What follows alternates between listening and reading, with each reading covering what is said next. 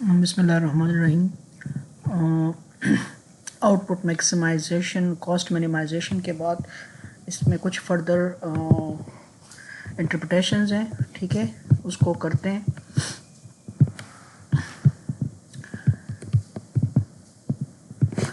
देखें यहाँ पर इसमें हम इस लेक्चर में हम लेमडा की इंटरप्रिटेशन करेंगे, क्या लेमडा का मतलब क्या है, ठीक है, और फिर फर्दर हम एक्सपेंशन पाथ पढ़ेंगे, ठीक है।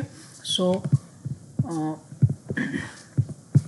यहाँ देखें, जब लाग्रेंज हम बना लेते हैं कॉस्ट मिनिमाइजेशन में, तो यहाँ पर हम उसको जब सॉल्व करेंगे तो ये यहाँ पर आ जाएगा W माइनस लेमडा, तो ये एफ ऑफ एल है, ठीक है, okay. So is equal to 0, और जब इसको हम लेमडा के लिए सॉल्व करेंगे तो ये आ जाएगा lambda F of L. So lambda is equal to W by F of L, ठीक है। अगर हम इसके लिए फाइंड आउट कर दें लेमडा को, तो यहाँ आ जाता है W by F of L first equation से। इसी तरह सेकंड इक्वेशन से जब हम लेमडा फाइंड आउट करेंगे सेम इसी तरीके में, तो यहाँ आ जाएगा V इज इक्वल टू, यहाँ से आ जाएगा लेमडा और ये एफ ऑफ के आ जाएगा, ठीक है, सेम इसी इक्वेशन से, ठीक है। So lambda is equal to V by F of K. So यहाँ पर lambda is equal to V by F of K है, और यहाँ lambda is equal to W by F of L है, तो this mean V by F of K is equal to W by F of L, और ये तमाम lambda के बराबर हैं। इसी तरह अगर इसको हम जनरलाइज कर लेते हैं तो ये जनरलाइज भी हो सकता है, ठीक है। अब इसका मतलब क्या है, lambda is equal to what, V क्या है, it is the cost, additional cost है, ये कॉस्ट है किसकी, कैपिटल की। अगर हम फर्दर एक कैपिटल ऐड करते हैं तो उसकी कॉस्ट क्या होती है, V, और एफ ऑफ के जो है ये मार्जिनल प्रोडक्टिविटी ऑफ कैपिटल है। सो इसको हम कहते हैं, ये क्या गया, ये क्या चीज़ है, this is the additional cost of producing a 1 unit extra, this is the cost of, ये क्या गई, कॉस्ट ऑफ 1 एक्स्ट्रा यूनिट।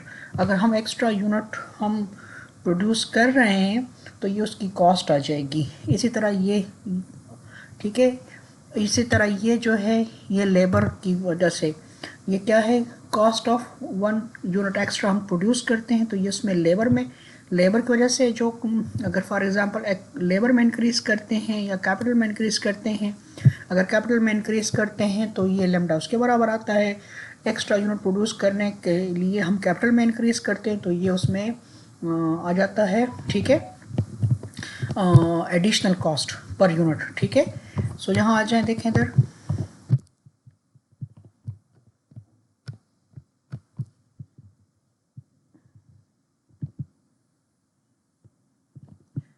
क्या है, this equation report the extra cost of obtaining an extra unit, this is what, extra cost of obtaining an extra unit by hiring इधर capital को आप higher करते हैं या लेबर को हायर करते हैं। यहाँ पर हमने लेबर को हायर किया एक्स्ट्रा यूनिट प्रोड्यूस करने के लिए, ये उसकी एक्स्ट्रा कॉस्ट आ गई, ठीक है। और ये जो मैंने W by F of L को जब हम W को डिवाइड करेंगे एफ ऑफ एल, तो this is called extra cost of per unit, ठीक है, extra cost of per unit, ठीक है।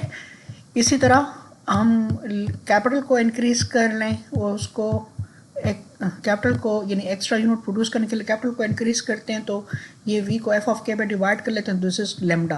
तो ये सब इक्वल होंगे, क्या होंगे, सब इक्वल होंगे, और इसको क्या कहते हैं, लेमडा। तो lambda is what, lambda is what, lambda जो है ये एक्स्ट्रा कॉस्ट है of obtaining an extra unit, ठीक है। Lambda is what, extra cost of obtaining an extra unit, ठीक है। So this is the interpretation of lambda. अच्छा जी, फिर यहाँ पर आ जाते हैं, ये ग्राफिक एनालिसिस हमने आउटपुट मैक्सिमाइजेशन में पढ़ लिया। कंटेंजेंट डिमांड फंक्शन आपको मैंने समझा दिया, जब कंटेंजेंट डिमांड फंक्शन या कंडीशनल इनपुट डिमांड फंक्शन क्या है, जब हम एक्सपेंडिचर को मिनिमाइज़ कर लेते हैं, एक्सपेंडिचर को मिनिमाइज़ कर लेते हैं कॉस्ट को, ठीक है, तो यहाँ पर जो लेबर आता है इसको कंटेंजेंट डिमांड फंक्शन कहते हैं, और यहाँ जो कैपिटल आता है इसको हम क्या कहते हैं, contingent demand function for labour, and this is contingent demand function for capital. ठीक है, बहरहाल इस पे न्यूमेरिकल भी करते हैं, तो उसमें न्यूमेरिकल में भी आपको समझ आ जाएगी। ठीक है, एक्सपेंशन पाथ पढ़ते हैं, what is form expansion path पढ़ते हैं। देखिए क्या चीज़ है, फिर मैं डायग्राम से समझाता हूँ, फिर डेफिनेशन की तरफ आते हैं। देखो इधर यहाँ पर फर्स्ट हमारे पास इक्विलिब्रियम है, लेट्स सपोज ई पॉइंट पे इक्विलिब्रियम है। अब ई पॉइंट पे आउटपुट जो है let's suppose iso Q not है। ठीक है, आउटपुट कितना है, क्यू नॉट है लेट्स सपोज। अब फर्म आउटपुट इंक्रीज करना चाहती है, Q1 करना चाहती है। ठीक है, तो जब Q1 करना चाहती है तो इसके लिए एक ज़ाहिर बात है कॉस्ट भी बढ़ेगी, कॉस्ट भी बढ़ेगी। ठीक है, let's suppose this is cost 1 है, दिस इज कॉस्ट 2 है, तो कॉस्ट भी बढ़ जाएगी, और यहाँ पर लेट्स सपोज यहाँ पर इक्विलिब्रियम आ जाता है E2 पे। ठीक है, इसी तरह फर्म फर्दर प्रोडक्शन बढ़ाना चाहती है, Q2 करना चाहती है, तो फर्दर हम क्या करेंगे, फर्दर इक्विलिब्रियम पॉइंट आगे चला जाएगा और ये कॉस्ट इस पर बढ़ जाएगी। ठीक है, तो इन इक्विलिब्रियम पॉइंट्स को अगर हम ज्वाइन कर लें तो यहाँ पर हो जाती है एक्सपेंशन पाथ। क्या हो जाती है, एक्सपेंशन पाथ। अब अगर याद रखो, अगर कांस्टेंट रिटर्न टू स्केल है, क्या है, कांस्टेंट रिटर्न टू स्केल है, अगर कांस्टेंट रिटर्न टू स्केल है ना, तो ये लाइन बिल्कुल सीधी लाइन होगी। क्या होगी, बिल्कुल स्ट्रेट लाइन होगी।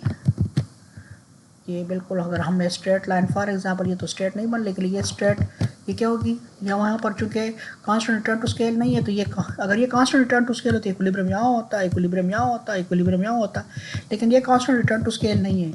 अब इसमें ज़ाहिर बात है ये इक्विलिब्रियम और ये इक्विलिब्रियम, इसमें चूंकि कॉस्ट लाइन की इन सब का कॉस्ट लाइन का सबका स्लोप बराबर है, लेकिन आइसोक्वांट का स्लोप डिफरेंट हो रहा है। क्या हो रहा है, डिफरेंट हो रहा है, तो यहाँ पर ये कांस्टेंट रिटर्न टू स्केल नहीं है। ठीक है ना, अगर ये होमोथेटिक प्रोडक्शन फंक्शन होता, होमोथेटिक, तो ये बिल्कुल कांस्टेंट, ये बिल्कुल सीधी लकीर आती। अब इसमें इनपुट रेशो, कोई रेशो हम ज़्यादा यूज़ करते हैं, ये क्यों चेंज है, हो सकता है कि यहाँ पर लेट सपोज यहाँ पर लेबर ज़्यादा यूज़ हो रहा है कैपिटल के नस्बत, और यहाँ पर लेबर कम यूज़ हो रहा है, कैपिटल ज़्यादा यूज़ हो रहा है। मुख्तलिफ पॉइंट्स में लेबर और कैपिटल की रेशो बदल रही है, तो यहाँ due to change in the RTS। ठीक है, अब आते हैं डेफिनेशन की तरफ। डेफिनेशन में क्या कहते हैं,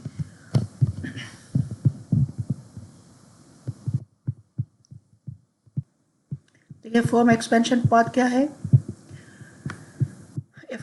a firm can follow the cost minimization process for each level of output. You may also go for the, यहाँ cost minimization है, सेम यहाँ पर output maximization भी यूज़ कर सकते हो upward. For each Q it finds output choices at minimum cost. हर जो मैंने इक्विलिब्रियम बताया है ना, उसमें क्या है, हर पॉइंट पे इक्विलिब्रियम मिनिमम है। अगर आप इसको आउटपुट मैक्सिमाइजेशन पे कर रहे हो तो फिर हर पॉइंट पे आउटपुट मैक्सिमम होगा। If the input cost W and V remain constant, यहाँ पर मैंने आपको पता है कि प्राइसेस चेंज नहीं हो रही, the firm may demand we can easily trace the locus of cost minimization choices. यहाँ पर जो मैंने डायग्राम आपको बता दिया, यहाँ जो डायग्राम है देखो इधर,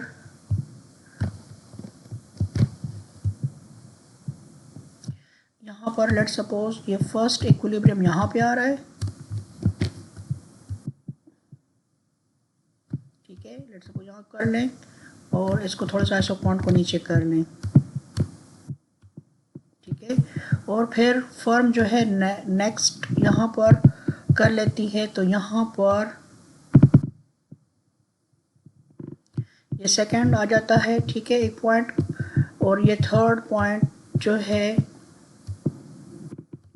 अब हर पॉइंट जो है, हर पॉइंट क्या है, ये मिनिमम एक्सपेंडिचर को शो कर रहा है, ये पॉइंट पे मिनिमम एक्सपेंडिचर को शो कर रहा है, ये पॉइंट पे मिनिमम एक्सपेंडिचर को शो कर रहा है, ये पॉइंट पे मिनिमम एक्सपेंडिचर को शो कर रहा है। ठीक है, डिफरेंट पॉइंट जो है ये मिनिमम को शो कर रहे हैं। ठीक है ना, तो यहाँ पर क्या क्या है, इफ इनपुट ये प्राइसेस कांस्टेंट हो तो ये सबका आइसोकॉस्ट लाइन की स्लोप एक जैसी होगी। ठीक है, सो यहाँ पर we can easy trace out the locus of cost minimisation. तो ये कॉस्ट मिनिमाइजेशन है, ये इन कॉस्ट मिनिमाइजेशन को अगर हम लूकस कर दें, इनको मिला दें आपस में ये इस तरह फ्री हैंड से, तो इसको हम क्या कहते हैं, this procedure is shown and figure, वो फिगर बाय, इससे पहले जो मैंने आपको फिगर बताई, यहाँ पर कॉस्ट मिनिमाइजेशन की टेंजेंसीज को हम आपस में मिला दें तो इसको हम क्या कहते हैं, इसको हम कहते हैं एक्सपेंशन पाथ। क्या कहते हैं, expansion path. other tangencies in figure can be interpreted in similar way. The locus of the tangencies is called from expansion path. What is expansion path? The locus of tangencies, the locus of minimum cost.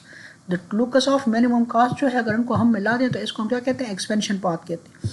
और ये expansion path ये जाहिर कर रहे हैं कि as output increases, output increase करते हैं तो हमें लेबर और कैपिटल ज़्यादा चाहिए। क्या चाहिए? लेबर और कैपिटल क्या चाहिए? ज़्यादा चाहिए।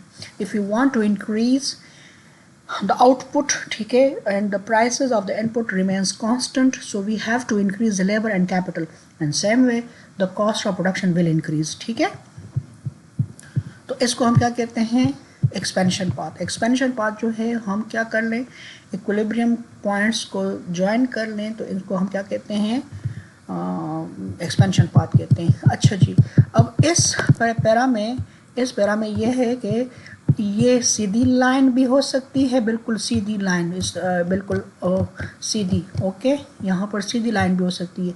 ये कब हो सकती है एक्सपेंशन पाथ? जब हमारे पास होमोथेटिक प्रोडक्शन फंक्शन हो, ठीक है, उनकी रेशो में होमोथेटिक हो, ठीक है, कांस्टेंट रिटर्न टू स्केल हो। लेकिन अगर इनपुट रेशो चेंज करती है, आरटीएस चेंज करते हैं, तो फिर ये स्ट्रेट लाइन नहीं होगा, फिर ये इस तरह हो सकता है, इस तरह हो सकता है, ठीक है, यानी उसमें बेंड्स आते जाएंगे इस तरह, ठीक है ना, उसमें बेंड्स आ सकते हैं, ठीक है। तो अगर यहाँ पर हम कैपिटल ले रहे हैं और यहाँ लेबर ले रहे हैं, ठीक है, और एक्सपेंशन पाथ कैपिटल की तरफ मूव कर रही है, तो इसका मतलब है कि जो आउटपुट हम इंक्रीज करें तो we are using less and less units of capital, तो के जो होगा ये इन्फीरियर फैक्टर हम इसको कहते हैं। ठीक है, अगर एक्सपेंशन पाथ लेबर की साइड पे मूव कर रहा है, ठीक है, सॉरी लेबर इन्फीरियर था, अगर यहाँ पर हम कैपिटल इन्फीरियर था, अगर यहाँ पर हम प्रोडक्शन यूज़ कर रहे हैं, देखो कैपिटल कम से कम यूज़र है और लेबर बढ़ रहा है, ठीक है, तो लेबर इंक्रीज हो रहे हैं तो कैपिटल इन्फीरियर है, ओके। तो यहाँ पर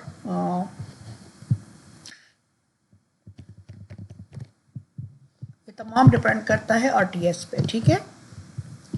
अच्छा जी, यहाँ देखें, इधर आ जाएं,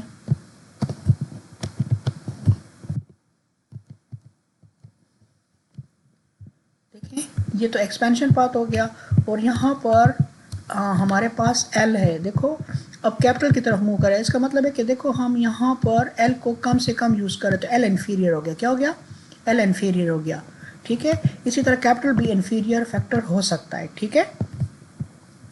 तो नेक्स्ट चैप्टर, नेक्स्ट वीडियो में इंशाल्लाह हम न्यूमेरिकल एग्जाम्पल करते हैं कॉप डॉगलस की, और मुख्तलिफ एग्जाम्पल करते हैं और इससे आगे चीज़ें डिराइव करते हैं, ठीक है। मिलते हैं नेक्स्ट वीडियो में।